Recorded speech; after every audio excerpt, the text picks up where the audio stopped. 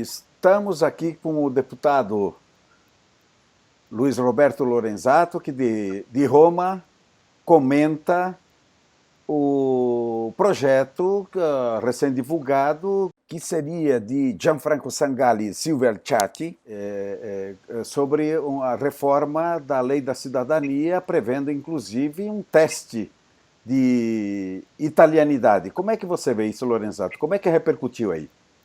Não, repercutiu, por enquanto, comigo, que sou deputado eleito pelo Brasil, para representar vocês, os brasileiros, muito mal.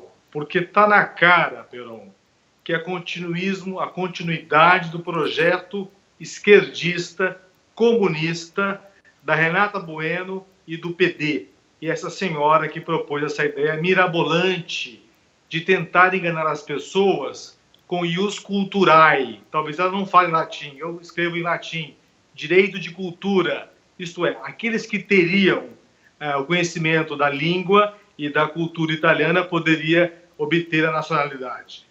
Ora, Perão, aqui na Itália, se a gente for propor um exame de língua e cultura italiana numa aldeia no interior da Itália, muita gente vai passar vexame, não vai conseguir falar, porque aqui quem fala o italiano corretamente são as gerações mais novas, que tiveram a oportunidade de estudar no dopo-guerra, depois da Segunda Guerra Mundial. Os nossos avós, bisavós, eram, a maior parte deles, analfabetos. E eles também não falavam italiano, que é a língua nativa da Toscana. Nós falávamos piemontês, nós falávamos o vêneto. Aliás, nós ainda falamos os dialetos no Brasil. É bem diferente disso. Isso é um absurdo. É o primeiro passo para mudar o ius sanguinis. A Lega é terminantemente contra o ius solis. Então, não venham com esse embutido de ideia parcial para gerar uma discussão para tentar implementar o ius solis na Itália e ius culturae. Ius culturae, que é o direito de cultura, irá beneficiar aqueles estrangeiros que tiveram a oportunidade, muitas vezes com escusos asilos políticos, de estudar na Itália. Hoje é mais fácil um imigrante clandestino vir para a Itália do que um descendente. O descendente tem que ficar na fila 10, 15 anos ou tem que pagar para assessores para vir na Itália fazer sua cidadania. O clandestino chega aqui traficado por tráfico de seres humanos, ele recebe o acolhimento, paga a alimentação dele e ele tem direito de ter cultura. Quer dizer, o que essa senhora e esse senhor está propondo é uma aberração jurídica, porque o nosso princípio é ius sanguinis, direito de sangue. Depois que a pessoa está reconhecida, Peron, ela tem todo o direito de aprofundar na sua cultura, na cultura italiana, que é lindíssima e vasta. Ninguém é contra falar italiano, ninguém é contra a cultura italiana. Oxalá pudéssemos todos falar corretamente italiano. Tem até deputado, desculpa agora um pouco a minha brincadeira, que não fala bem italiano. Tem outros políticos que têm um sotaque carregado. Quer dizer, isso é uma ação de discriminação e de racista, que é próprio de quem vem da esquerda, como é a típica popular. Essa questão é bastante explosiva ali, inclusive porque a oposição hoje no governo prometeu voltar à discussão aquele projeto de lei que inclui, de certa forma, o direito de solo na Itália, né? Você vê algum clima favorável a um debate desse tipo agora na Itália? Não, ninguém falou que vai discutir o ius solis na Itália. A Lega é terminantemente contra, não está no contrato de governo e ponto final. O que eu estou sentindo é um movimento de bastidor tentando emplacar, limitar. Agora, quem é que perde, Peron? Perde o Brasil, que tem a imigração mais antiga, porque nós somos netos, eu sou bisneto de italianos. Eu falo fluentemente italiano e falo fluentemente piemontês e vêneto. Quer dizer, eu estou bem garantido. Mas não é justo porque quem tem passaporte hoje no Brasil não teve a oportunidade de fazer um curso no Dante Alighieri, né? Maravilhoso, que todo mundo deveria ter. A Itália não pôde oferecer para nós o ativo, que nós somos a verdadeira riqueza da Itália no exterior, a oportunidade de termos a língua italiana. Cadê o curso de italiano online gratuito, de cultura? Cadê os cursos presenciais nos comites, nos vice-consulados, nas escolas municipais? O que até agora foi feito por você, italiano? aí do Brasil. Quer dizer, agora vem essa senhora, esse senhor do Peru, querer emplacar uma lei de quem fala italiano. Quer dizer, é totalmente contrária à legislação.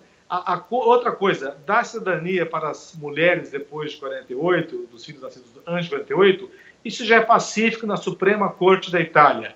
Basta a Farnesina, o Ministério das Relações Exteriores, aceitar o procedimento natural. Não tem que ter mudança de lei. Já é entendimento da justiça italiana. Tá certo? E os trentinos, okay, me perdoem a interrupção, os trentinos, como os demais localidades do Tratado de Saint-Germain, é outra coisa. Eles não eram italianos, é povo itálico que estava sob a jurisdição do Império Austro-Húngaro, mas antes disso, em 1805, tinha o Reino da Itália de Napoleão Bonaparte. Então é povo itálico. É outra coisa, não se mistura alhos com bugalhos. Acho que essa senhora, esse senhor, deveriam primeiro eles trazer um curso de cultura e história da Itália, para conhecer a nossa diáspora. Nem todos os judeus no mundo falam o hebraico. Tá certo? Então, não é isso que vai garantir. O que está por trás dessa senhora é legalizar 1 milhão de clandestinos islâmicos aqui na Itália. Vem aqui, eu recebo todo dia gente do Brasil. A Itália está lotada de gente nas praças porque eles estão aguardando asilo político, não podem trabalhar. Engraçado que eles chegam na Itália sem documento, sabe, Peron? Mas tem o WhatsApp celular. Esse eles não perderam. Claro que existem uma pequena quantidade de realmente refugiados. Mas a grande maioria trata de um plano de invasão da Itália com a imigração clandestina e ilegal, que eu não admito que seja, em hipótese alguma, comparado ao fenômeno da imigração na América do Sul. Essa questão da transmissão via materna, você dizia que bastaria um ato, um simples ato do Executivo mandando cumprir uma decisão do Supremo, não é isso? Basta o Ministério das Relações Exteriores acatar as inúmeras sentenças que deu esse direito. Não fazem porque não querem. É uma circular do Ministério do Interior, das Relações Exteriores, autorizando os consulados a reconhecer também via materna, porque a Justiça já reconheceu, é unânime a jurisprudência. Não merece de lei própria para isso. A sua mensagem, então, é de tranquilizar essa grande comunidade italo-brasileira aqui, que se preocupa sempre com essas questões, ou não? A minha mensagem de preocupação, porque essas pessoas, essa senhora, esses outros políticos, fazem parte, Peron, da velha política, que não fizeram nada. Por você aí no interior do Paraná, do Rio Grande do Sul, do Espírito Santo, de São Paulo, que ficou abandonado esse tempo todo. Nós somos a verdadeira riqueza da Itália. Só quem tem duplo passaporte do Brasil gastou 49 milhões de euros em 2017 na Itália. Fora os descendentes que vêm para cá, que não estão cadastrados. A Itália só tem a ganhar com a gente. Nós pagamos 61 milhões de taxas para obter a dupla nacionalidade. Agora vem essas pessoas querer falar que vai colocar provinha. Será que o avô dela sabia ler e escrever? Eu posso deixar a pergunta para ela se o avô dela sabia ler e escrever, se o bisavô dela sabia ler e escrever. Nem sei qual que é a origem dela na Itália, entendeu? Então, isso é racismo, xenofobia e preconceito, e é para prejudicar nitidamente os italianos no Brasil. Ok, Lorenzato, obrigado e ficamos vigilantes, então. Qualquer novidade... Eu gostaria, Peron, de fazer um apelo ao seu canal, que é fantástico, a revista, que todos os descendentes façam as fichas de inscrição em perante os consulados. O único ato que pode garantir a atual lei é o pedido escrito e registrado da cidadania. Não é uma garantia constitucional, é uma garantia legal. Portanto, eu peço, Peron, que a tua revista, os seus multiplicadores, ajudem informe as pessoas. Mesmo que você não queira ter uma cidadania agora, faça o cadastro aqui, um tempo você vai ser chamado e vai ter a sua nacionalidade. Não deixa para depois. Não caia nessa de que a jurisprudência vai garantir o seu direito. É uma lei infraconstitucional a da cidadania, tá certo? Então fica o meu apelo.